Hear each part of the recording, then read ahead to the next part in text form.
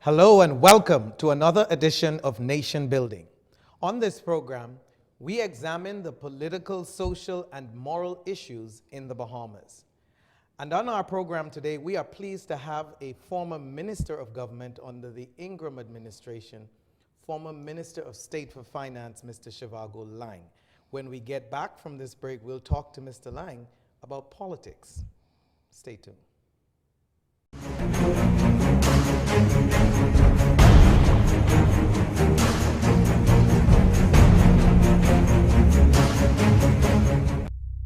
Time is money, and when you need more of both, fly Western Air. 12 flights daily between Nassau and Freeport. At Western Air, your 11th round trip is always free. Flights to Marsh Harbor coming soon.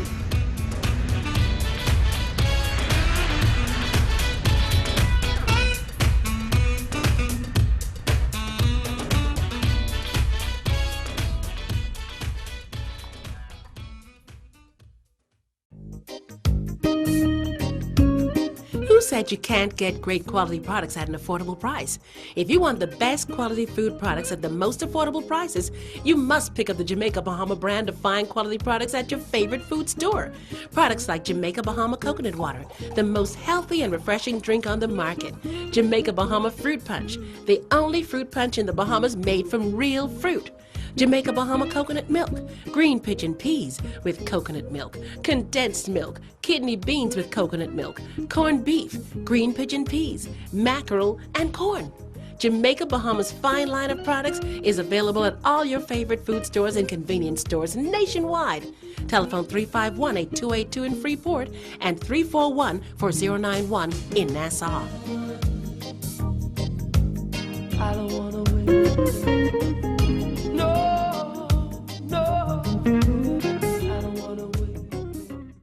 You bring passion, and we bring world-class infrastructure and innovation that's designed to help your business grow. You have determination.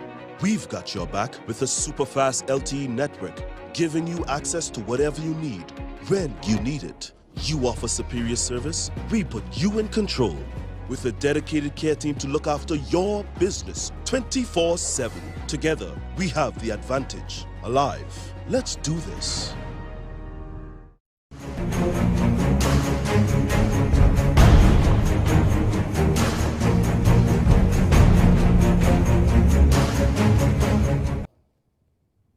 Welcome back to Nation Building. I'm your host, Winston Pinnock, and we are here today with Mr. Zhivargo Laing, former Minister of State for Finance. Mr. Laing, welcome to Nation Building. Well, thank you very much. It's good to be here.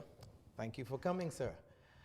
Today we want to talk about politics and the state of our country politically, and look at the future, look at the past, and look at where our country is going. But this is our first time being privileged to have you on our program, and we enjoy sharing with our viewers history of the people that we talk to. After all, your history defines you, they say.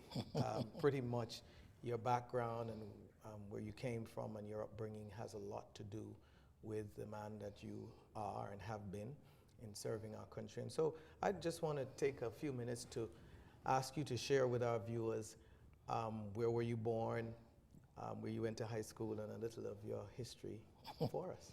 Sure. Well, I was born in 1967 in September, on the 7th of September. I like to tell people I was born on the 7th day of September.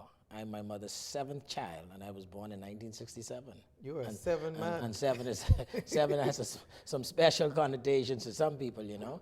Okay. And I was born in Nassau at the Princess Margaret Hospital. When I was born, we lived on Darling Lane, which is where Pobby's is, a street just off Wolf Road. People would know that where the House of Labor was, and so forth. Stephen Dillett Primary School. And I went to Lewis Yard Primary School initially, moved moved from Nassau to Freeport when I was about 8 years old. And I went to Big Pond Primary School in Nassau. So you started out I first started out here Big at Pond Big Pond Primary School. I think it's Mabel Walker now. And then went to Freeport when I was about 8 years old, and went to Lewis Yard Primary School. When I finished Lewis Yard Primary School, I went to Hawksbill High School. I tell people Hawksbill High School is the place of my beginnings. At that school, much of my giftings or talents or whatever was developed. Recognitions people had in me was identified there. I was the head boy of Hawksbill High School. At the time, it was the largest school in the Bahamas. What year was that? This was in 1983 and 84. It was, at the time, a school with a population of about 2,000 students.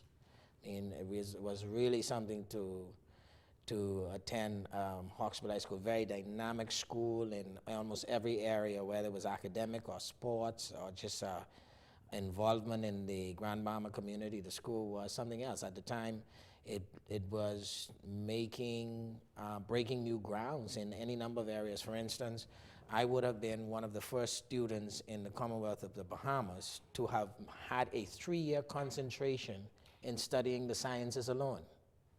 I was in the science department. Our specialty was chemistry, biology, physics, etc. And so much of my academic life was steeped in the sciences. I was one of 5 students who were the first in the country to have 5 GCE O levels in sciences alone. And that was what grade were you at? We started in 10th grade. We went into, at that time in Hawksbill High School, you could choose to go in the science route, or you could choose to go in the arts route, or you could choose to go in the technical route. And so I was in the science route, so I was in 10 science, 11 science, 12 science. And so by the time we had graduated, that wasn't a common practice in the Bahamas it at wasn't. the time. It was an Government experiment. High had, I'm not quite, I can't. One or two schools had a similar something. We were the beneficiaries of Iris Pinder's really revolutionary approach to education at that time, because she recognized that we were in Grand Bahama, an industrial capital for the country, and that there were all of these scientific, science-based companies. There was Syntex, for instance, Franklin Chemical, et cetera. So she was able to rope them into, she and others were able to rope them into helping to form the science department, and then there was the commerce department, there was the hotel and catering department, and so and the electrical department. So you have a lot of students who came through that school system who defined their early careers because of that ability to make those choices. And so I went to Hawksbill. I graduated in '84, went on to the College of the Bahamas, again a very formative period for me.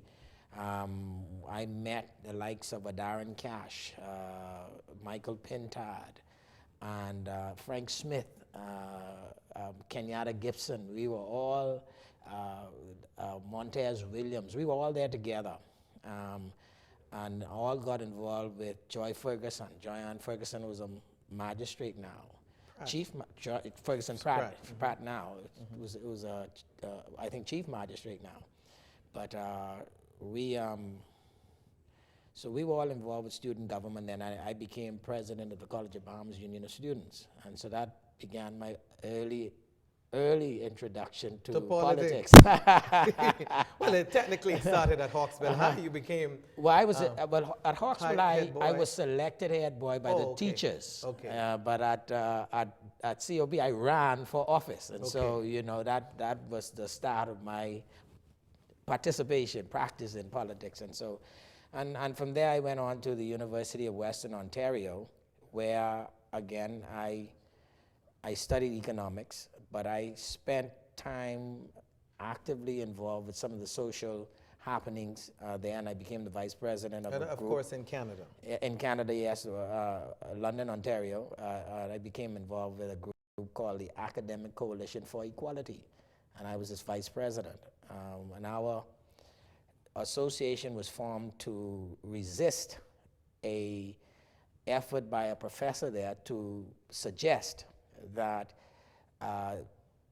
that white people were naturally more intelligent than black people, and that Asians were naturally more intelligent than white people.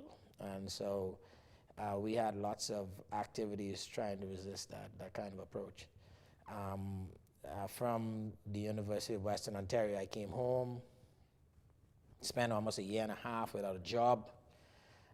What year did you come home? I came home in 1989. I graduated from University of Western Ontario, and I spent, like I said, a year and a half looking for work, unable to find work. And what was your expertise at that time? What did you? Well, I studied economics. I was trained in economics, and so I would have applied to banks, or I applied to the government. I applied to the United Nations. At the time, I gave a speech at one of the Free National Movements conventions in 1990. Some said that launched your political Oh, career. I don't know what it did, but I know at the time I remember saying that I had applied to all kinds of companies in the Bahamas and outside of the Bahamas, and I had heard from every company I applied outside the country except the companies in the country. So, You had a story that is similar to many, unfortunately, many Yeah. of our students today who find it difficult to come home and find opportunity here. let me just also indicate that I come from a very big family. My mother was a straw vendor, Naomi Seymour? Naomi Seymour, and a former senator. My father, Cedric Laing, who was a Mason. He was at one time a policy man, as we used to call him, an insurance agent. Explain that, A policy man. policy man, you know, he's the guy who used to go from house to house selling insurance policies. And so, but I have 4 brothers and 4 sisters. Well, I had 4 brothers. One of my brothers is now deceased. But so that big family life, and my mother's strength and leadership and intimate involvement in the political happenings in the country really shaped my mindset toward social activism, toward politics, etc. And so my mother has had the central role in shaping my early That is interesting. involvement in It's an politics. interesting point because had an interview with the current Jamaican Prime Minister, shared a similar story that his father was well, but not a major player, but certainly a supporter and a participant in the what is called the, I guess, Liberal Party, the PNP in Jamaica, and his mom was more supportive of the party that he now leads. 2 different philosophies, of course, but he was saying a similar story, saying that he developed his worldview and his political philosophy from his mother. And strong mothers seem to have that kind of... My mother in particular, what really impressed me about my mother was how principled she was in her politics. She was an ardent supporter of the Progressive Liberal Party. Ardent. I mean, my mother she did every and anything she could for that party. I remember being up 3 o'clock in the morning after events and functions she would have cooked for and helped out with, etc. And so she was a supporter. But in the days when there were questions about corruption in the party, etc., I mean, she made up her mind, notwithstanding her closeness to the powers in that party. She made up her mind that she couldn't support it, and she left. And that was before people like Cuba Ingram left the PNP? Yeah. And in fact, you know, my mother, when my mother left the party, my sentiments from her participation remained. So she left, and I still felt a certain kind of allegiance to this notion of the Progressive Liberal Party that I had grown up in.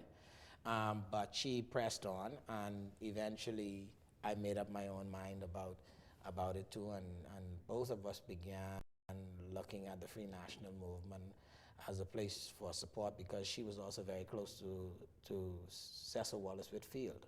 Okay, who was obviously Who was the leader of the Free National and was Movement. in the PLP prior. Prior to that, but at the time when she left, he was leader of the Free National Movement, and So, she knew him right. very well.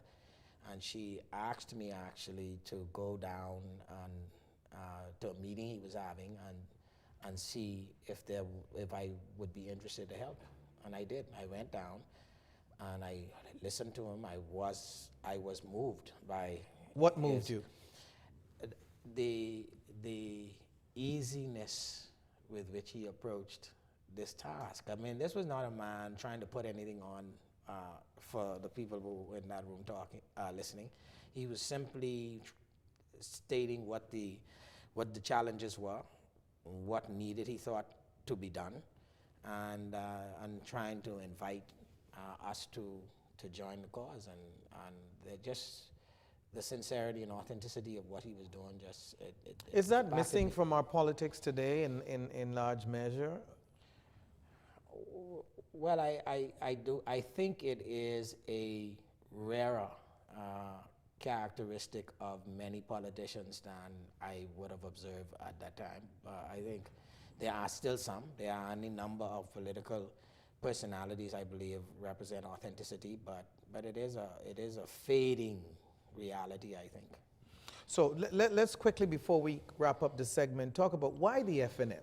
You talked about your mom moving to from the Progressive Liberal Party, and you shared the story about her.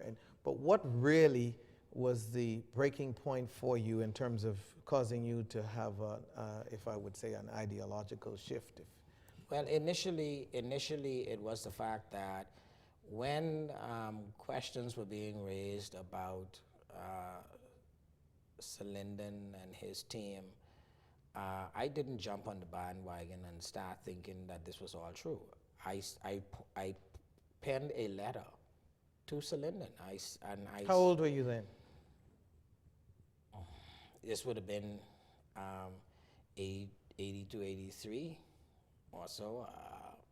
I'm not sure, but I was very young. And I penned a letter, and I said, I remember saying in the letter that I have read what was being said, and I am not certain of the truth of it, and so I am asking you to tell me. Did you get a response to your letter? I did not. That was around 1980. It was in the 80s for sure. Middle 80s. Yeah. It was in the So 80s. you were done with Hawksbill. You were still at Hawksbill. Or you left? I'm not, I think I was out of Hawksbill. You probably yeah, left. Okay. Yeah, I was probably at college level or At that point. Very interesting background, very interesting process, and we're going to go to a break, and when we come back from the break, we'll get right in the middle of your serving your country, getting the opportunity which I'm sure you wanted. You're watching Nation Building. I'm your host, Winston Pinnock, and we'll be right back after this break.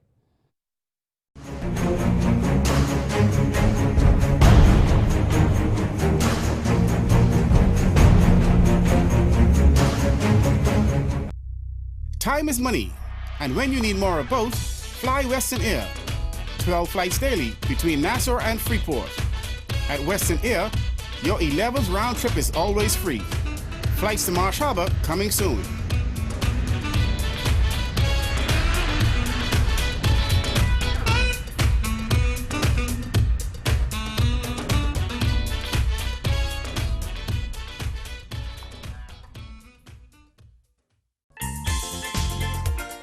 Hello, I'm Wendell Jones, and every time I sit down and I watch JCN television, I drink the Jamaica Bahama fruit juice. It's so pleasing to the palate. I've been cooking Bahamian dishes for generations. I now use Jamaica Bahamas product. The rice is very fluffy, very tasty, and good eating. Jamaica Bahama product is simply the best. As an insurance agent, my life is go, go, go. But whenever I need a refreshing break, it's Jamaica Bahamas Island Mixed Fruit Drink. Good. Hi, I'm Debbie Bartlett from GEMS 105.9 FM. The effect that Island Junkanoo Juice Medley has on me is exhilarating. Are you a business person staying for a night, a week, or a month? Holding a meeting for your company or organization? A couple starting your married life with your wedding? Looking for vacation happiness on Grand Bahama Island? We know our happiness will make you happy. You'll see it in the smiles on the faces of our people. Our common goal at Pelican Bay Hotel is to anticipate what you need to be happy and to see that you get it. Visit our website to find everything you need to find happiness at Pelican Bay at Lucaya. It's a new day. This is our new day. And in the blue glow of the morning, there's still time to reach back into our dreams. To become dreamers in the daylight. And live our lives and hopes with open eyes. Yes! This is the day to do the things that will fill our lives with joy and with love. Dreamers in the daylight. Anything is possible. This is our new day. We are alive.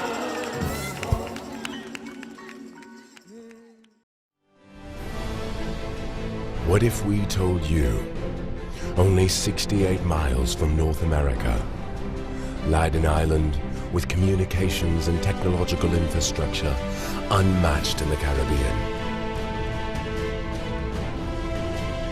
What if we told you that this island has an abundance of skilled, educated professionals with English as a first language? Now, what if we told you that you can operate a call center or BPO facility with no taxes?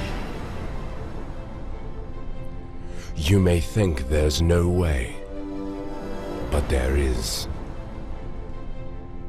Grand Bahama Island, where the once impossible is now possible.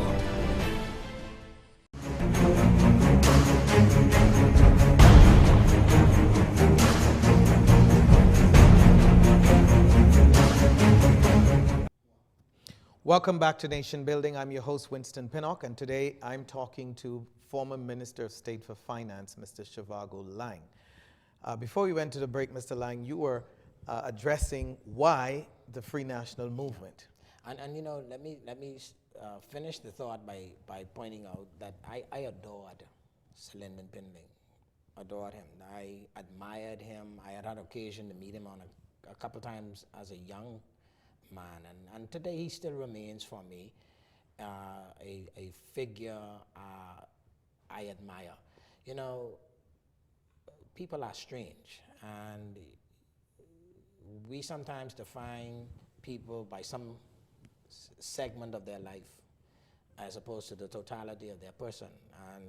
And Sir Lyndon was for the Commonwealth of the Bahamas a hero. There's no question in my mind. Yeah. And so at the time the issues were rising, there were lots of things going on in the Commonwealth of the Bahamas that I did not like. Me and my colleagues, we were challenged.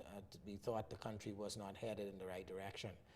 And so as I examined the issues that they were dealing with and the issues the country was dealing with, and then I had occasion to be introduced to Successor Watersmith Field and to interact with him and others, it soon became clear to me that if the country was going to go in a different direction, then this was the party to take us in that direction. And my mother was, again, a central player in helping to introduce me to that side of the political spectrum. And so I came aboard in terms of my own sentiments. I wasn't in the front line at all.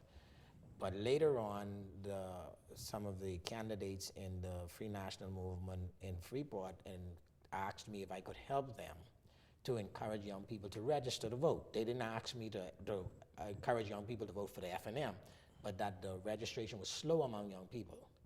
And so I started a... Slower than it is now in 2017? I can't say whether it was slower or not, but I know they were concerned. And so I started a group called Youth Who Care. And this was in what year? This would have been in 1989, 1990. And so we did a number of activities to try and generate some interest in registering to vote, and was quite successful. But again, that showed me that they were interested, and they were involving me as a young person. And you know, I say to any organization, whether it's political, religious, or otherwise, you want to get young people involved with what you're doing, involve them. That's where it starts. And so that became another means for me to do so. And later on in life, as I met the FNM's successor to Cecil, he was a compelling and endearing figure. Before you talk about that successor, just for a moment, we want to look back at your speech. I remember it probably was, in my mind, certainly I was a police officer then, the first time I knew of you and your activism, for lack of a better term, your political activism. And there was another young man in Grand Bahama who was at Freeport Bible at the time, Evan Burrows, who gave a speech to the Progressive Liberal Party's, I don't know if it was a convention or conclave, whatever it was. But it was interesting that out of those periods, there came the thought from many that I heard that here is a young man that is likely to be a potential leader in the future. You gave a very passionate speech. I didn't witness the speech myself at the time, but I know the talk was going around and many people took interest. And so it was clear that you had a part to play in helping in leadership in the country at some point. But you know what is true is prior to that speech, I was not politically active at all. Most of my participation was in the church circles. I was speaking up and down the country and in the region to young people and in the context of the church. And so I came to the attention of political leaders by virtue of my following amongst young people in my youth ministry.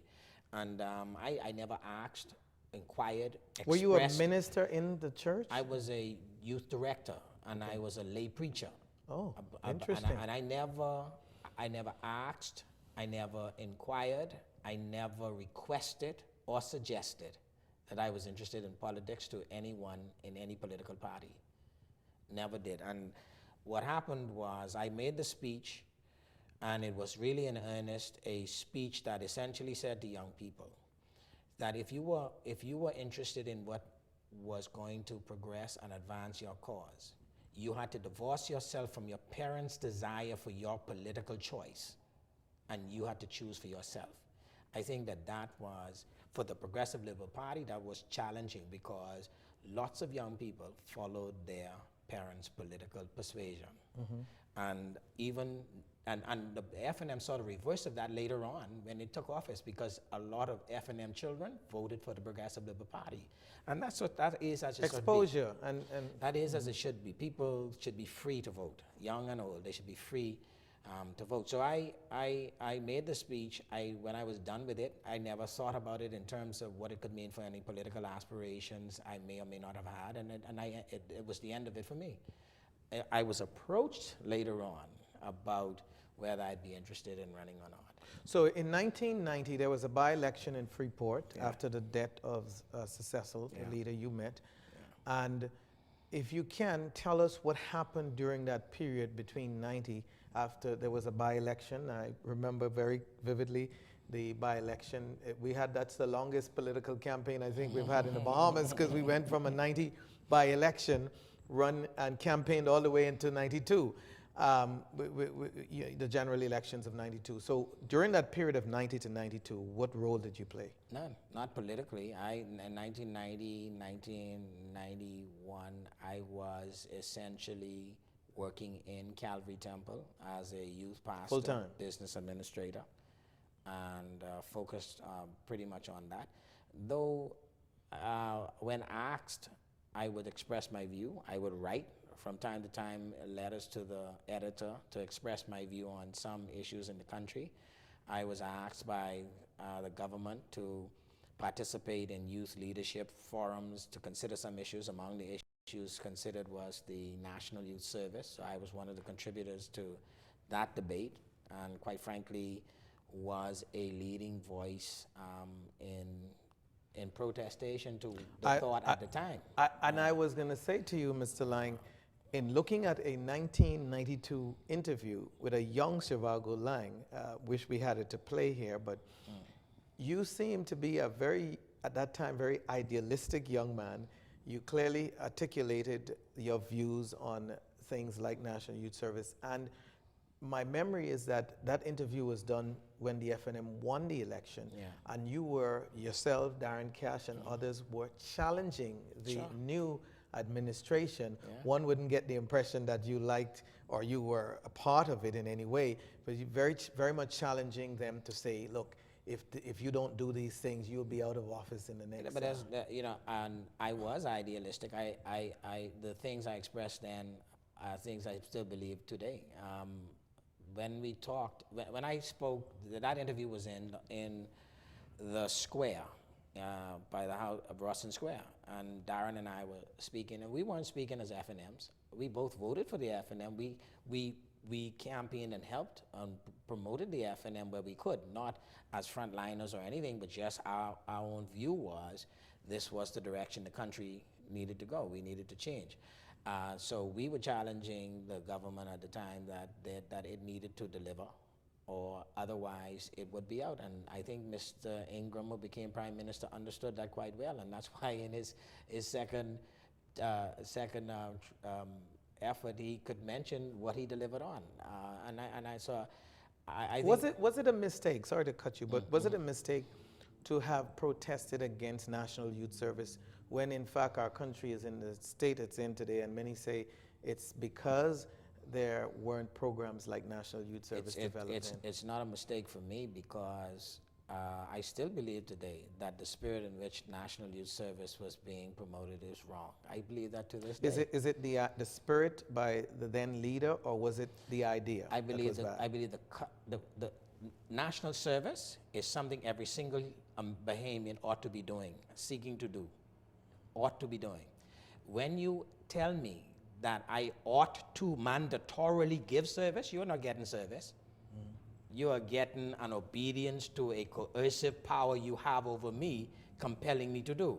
That changes nothing of my heart. That gives you compliance. That's like saying that if a man comes in here with a gun, holds a gun to my head and tells me to kneel down and pray, God has gotten a sincere prayer out of me.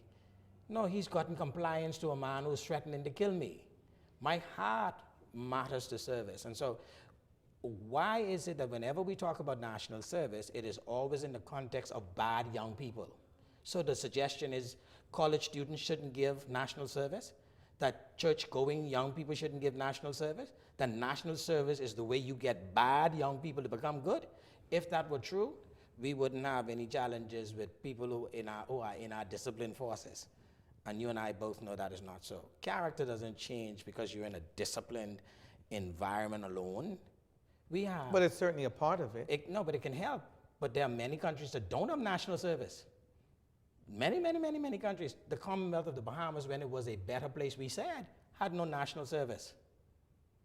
So how does a mandatory... Many say the entrance of the drug trade and so many of the other issues that we've struggled with over the years changed us as a people, and so to respond to that.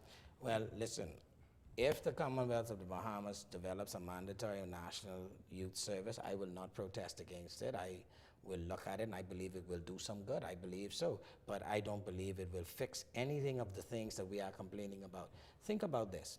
The Commonwealth of the Bahamas has a mandatory youth program right now for every single child born in the Bahamas for 16 years at least.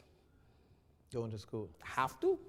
So hundreds of millions of dollars of dedicated money and dedicated skills the largest portion of the treasury. That's right. For 12 years, you have this child in your charge.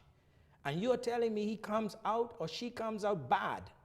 and you can fix them in 2 years of national service? Good luck with that. Yeah. System problems. Yeah.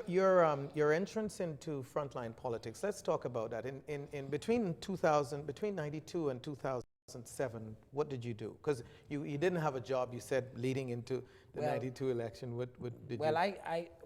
No, I had a job. What happened was when I graduated University of Western Ontario, I didn't work for a year and a half. Right. And then an elderly white Englishman gave me a bookkeeping job in his office. That's in Freeport? Yeah, in Freeport, because he was just shocked that I couldn't find a job. He thought a college graduate with some talent, and I realized bookkeeping was not for me. And so I left, and then I went to work for a pastor friend of mine to manage his grocery store in 8 Mile Rock. After that, another pastor friend of mine asked me to join the church as a staff member. And so I worked at Calvary Temple up until the election of 1992. When the election was over, I had expressed an interest in working with the Prime Minister, and he gave me a job in the Prime Minister's office in the Bahamas Investment Authority because it was in keeping with my skills as an economist. And so I worked there for up until 1996 when he invited me to run for the party, and the rest is history. Good. So in 1997, you officially entered the political. And you would know something about that. Yes, you entered politics in '97 officially.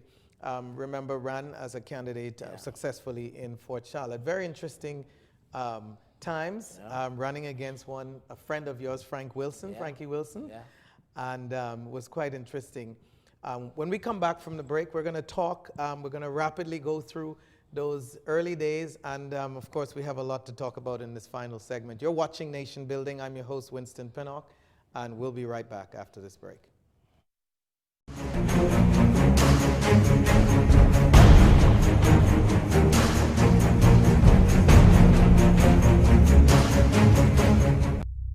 Time is money, and when you need more of both, fly Western Air. 12 flights daily between Nassau and Freeport.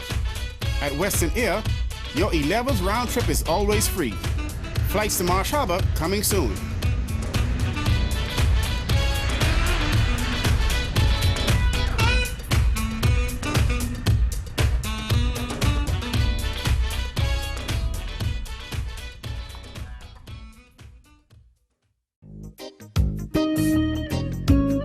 Who said you can't get great quality products at an affordable price? If you want the best quality food products at the most affordable prices, you must pick up the Jamaica Bahama brand of fine quality products at your favorite food store. Products like Jamaica Bahama Coconut Water, the most healthy and refreshing drink on the market. Jamaica Bahama Fruit Punch, the only fruit punch in the Bahamas made from real fruit. Jamaica Bahama coconut milk, green pigeon peas with coconut milk, condensed milk, kidney beans with coconut milk, corned beef, green pigeon peas, mackerel, and corn. Jamaica Bahama's fine line of products is available at all your favorite food stores and convenience stores nationwide. Telephone 351-8282 in Freeport and 341-4091 in Nassau. I don't wanna win. No, I don't wanna win. Alive knows what you do today will determine the success of your tomorrow. So we've invested in world-class infrastructure and innovation so every business in the Bahamas can grow. Like our online business account that lets you manage all your business mobiles simply and efficiently through one portal. From adding users and numbers to drilling down where you can view details of individual data, calls, and texts to providing an immediate overview of usage month on month, we put you in control. Our people are here to help your business grow. Our relationship managers take the time to understand your business. And with our care team and our Alive stores, we are there to support your business needs. So let's work together, Bahamas. Let's grow together. Let us be part of your team. Let's do this.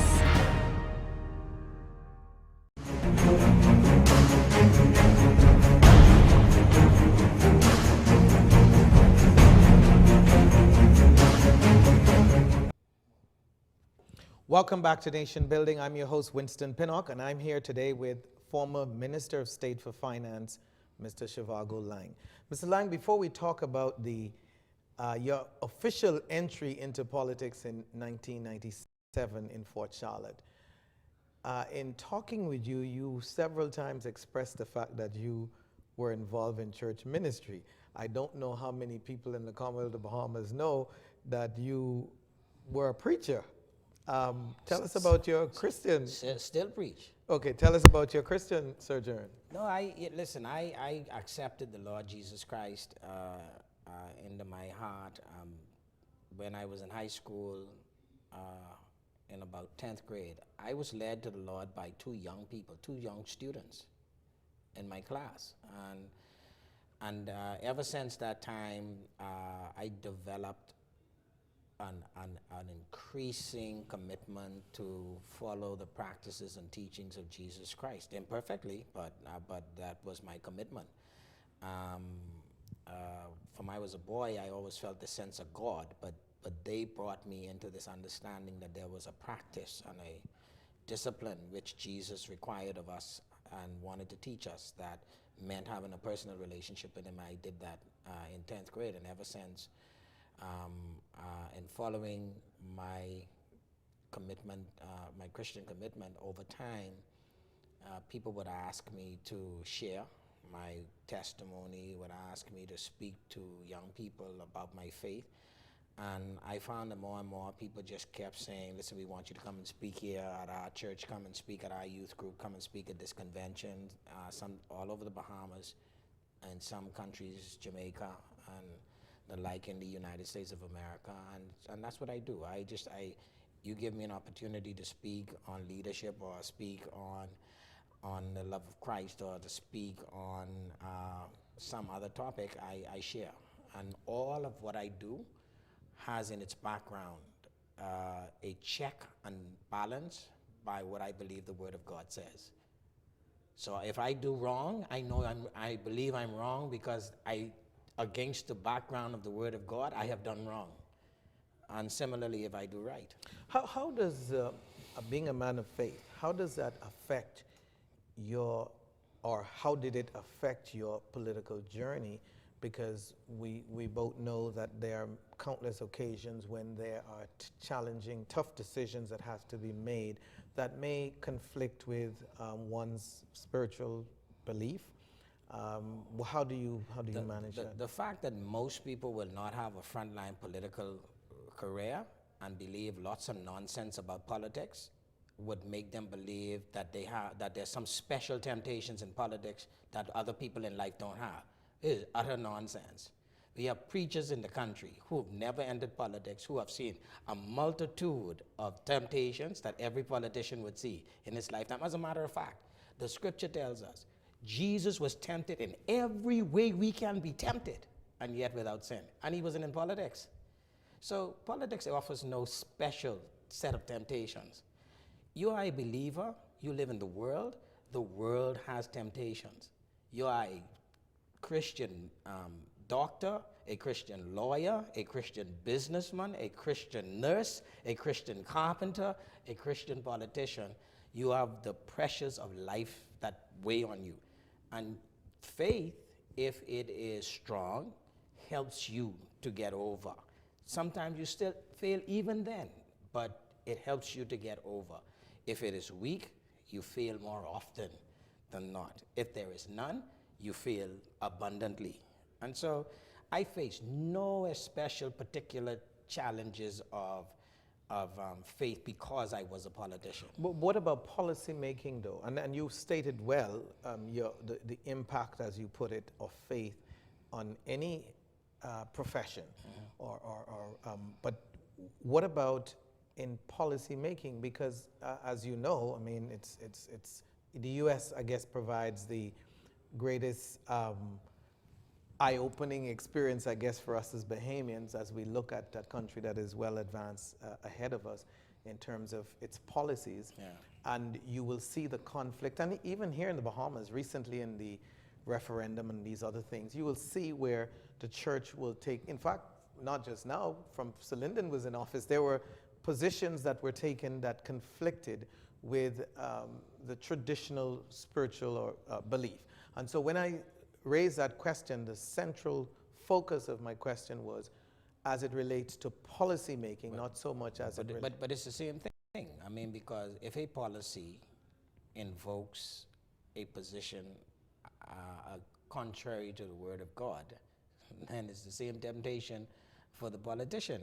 The temptation is to comply with God's word or comply with some sentiment of man that makes you that fits your politics, your party, political expedience. Right. And so it's the same thing involved. And the question for the man is, for me is this so fundamental that your God would be offended? And so therefore you should move and walk away. Now, let me tell you something, I am no hypocrite, okay? I tell people, if you become a Christian early in your life, and you know that you will sin, that means that you will sin more times as a Christian than you did as a non-Christian. Okay? And so for instance, there may be policy positions taken where I may make a determination that, you know what, on balance, I don't think this is the best policy. For instance, I'm not a gambler, but my country legalizes gambling for its non-citizens. It legalizes gambling in the country. And as government, I am overseeing that regime, which is contrary to what I believe. So, but I offered myself, got elected, and stayed in government with that in place. So would it not be hypocritical for me now to adopt some position when the country says, well, I can legalize gambling for the citizens, to say to me, to say, well, that's wrong? How hypocritical could I be doing that? Right? And so for me, I never faced any fundamental challenges of my faith and policy while I was in office. I could see some of those challenges coming in a more liberal Bahamas, but none really confronted me. Some determinations we were seeking, or some were seeking to make while I was in office, I forcefully stated, or I made my contribution to steer us otherwise, and was successful on occasions. And so I did what I had to do, but it was never a real battle for me. So if I hear you clearly, you are saying that at your core, you believe that your faith guides you clearly in terms of your decision making as a policymaker. So I hear you clearly. The 1997 election, let's just quickly, between 97 and 2002, take us through that experience, being asked to run in Fort Charlotte. And yeah, you know, I was in Washington, D.C. My only child at the time, Zhivargo Jr., was, he and my wife were my team. And one day I got a call from my mother saying that the Prime Minister, Hubert Ingram, had asked if I was ready to run. Ready, those are his words. And so she said... So they've been plotting. And she said to me, I told him that he had been getting ready for this all his life. She said that? As she said. And so I told her... Well, I guess she's been preparing you all Maybe so. Maybe, I agree with that. And so I said to her that she could tell him that, yeah, I would do so. And I was at business school. I was doing my MBA at the time. And I made a determination based on a decision analysis that I was taught in MBA school. I made my decision to run and to leave the MBA program. And I wrote a letter to the university, the George Washington University, university's MBA department, stating just that you taught me how to make decisions. Sounds like Bill Gates. On the basis of that decision, I have decided to leave the program to go and serve my country. That letter would stand in their records today. And so I went home, and shortly thereafter, Mr. Ingram said to me, well, if you can run, you can't wait for me. So hit the road and win, and if you win, I'll see you there, and if you don't win. So you were thrown into deep waters. Into deep You waters. were successful, and if my memory serves me correctly, you were the youngest or jointly I the was youngest? one of the youngest. What was so interesting in that campaign was that I was running against now Sir Franklin Wilson, then Franklin Wilson, who was a giant of, just in any sense of the word. Affectionately then called the snake. Yeah, but you know, in any connotation you want to find, And a very he successful was a businessman. very significant figure. And a successful. And to be quite honest with you, I was victorious against him, but it wasn't because of me. The FNM had done well in the previous term, and I and any number of candidates were carried along. You rode the in coattails. That's right, in that wave. I mean, I was a young candidate, so that made me attractive to lots of young people. I was And articulate. and I was able to speak for myself, and so that helped. So I wasn't a hindrance to the effort, but Frankie didn't have anything to do with that loss as much as what was happening at the time, in my view. But it was really exciting. And you then you got that seat with the unfortunate That's right. demise of Chuck Virgil. No, right? no, not with his demise. He had stepped aside. He had stepped aside, and I came in and filled his spot. And shortly thereafter, he was killed. And I mean, I can tell you that was a formative event for me. I mean, I had to fight the notion that this replacement of him with me contributed. But his wife was so gracious. She healed me by the way she carried and conducted herself, and the way she embraced me and my efforts afterward, and the way she allowed me to be one of the pallbearers, and it helped me to walk through that. And it was a dark and difficult time for us, but you know, and so, but it was a really interesting campaign. And when I stated earlier you were the youngest, I was referring to being appointed minister. I'm still, to this day, the youngest person to have served in the cabinet of the Bahamas at 29. And what was your first portfolio? I was the Minister of State in the Ministry of Youth, Sports and Culture. As a matter of fact, we have a Guinness Book of World Record search going on right now to see if, in fact, there has been anybody else in the world younger than 29. Interesting. Let's talk about the years after the 1997 to 2002 when you were appointed. You served as Minister of Youth Sports, Minister of State for Youth Sports and Culture. Yeah. And then you went on to 1 year in the Ministry of Education as Minister of State responsible for education. And then I went on to be Minister of Economic Development. Okay, so you served as a substantive minister in the last year of my first for term. the last year in the Ministry as Minister of Economic Development, yeah. which again is in keeping with your studies. When you got after that famous 2002 election defeat, or infamous. Yes, election defeat. You left politics, I believe, did you? Well, not left. I mean, I always tell people when you get kicked out of, if I'm serving you as a member of parliament, I offer for reappointment and you say no, I don't leave, I'm kicked out. And so I go on to private life, and that's what I did. I went on to my private life. Okay, so you went on to private life, and what brought you back? Yeah, what happened is, and this is a very important thing for Bahamians to recognize, because it really is very challenging.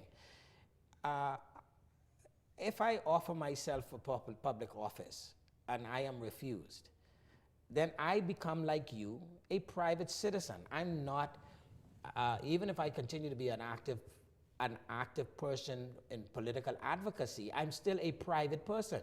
I'm not a politician. I'm not a politician if I decide, then I'm not doing politics. I'm in private life. So I was in private life. When the election was drawing nigh and people started looking for candidates again, they will more often than not come to you as a former candidate and ask, are you ready, or are you willing or interested in running? And at the time, that time came up for me, I decided I wasn't going to do so. And you made a public statement That's right, that that's you right. wasn't. What happened was I was in church, and I was preaching in church one morning, and there was a Nassau Guardian editor in the service. And I said that after prayer, careful prayer, I decided. God said, it's your choice. I decided I wasn't going to run. And that was in the newspaper and so forth. What happened that caused you to change your mind? Everybody has a right. I had been approached by Mr. Ingram and others to run, and I said I wouldn't. He could tell you that. I told him I wasn't going to do it. I had a consultancy with the Grand Bahama Port Authority, and the consultancy was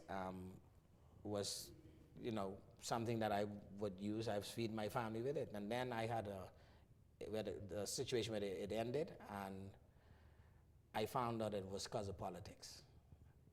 And it bothered me enormously. And I said to myself, well, if they're not going to want me to live outside of politics, then I might as well go back in politics and do what I have to do in the country. And so that's how I ended up. Right. So you ran in 2007, you were successful, and then you were appointed to Minister of State in the State Ministry for of Finance. Yeah. So you went back, you were right at home dealing with the finances of the country. I'm going to jump along as we wrap up. Recently, there's been a rumor, and I think some of this stemmed out of a comment that our current Prime Minister, Christie, made at a function in Freeport, commending you and talking about your history and all the rest of it. And some quarters have it to say that you, because you're no longer active in the Free National Movement, is joining the PLP. Is there any truth to that? Absolutely none. I'm not joining anybody. My political affiliation has been the Free National Movement.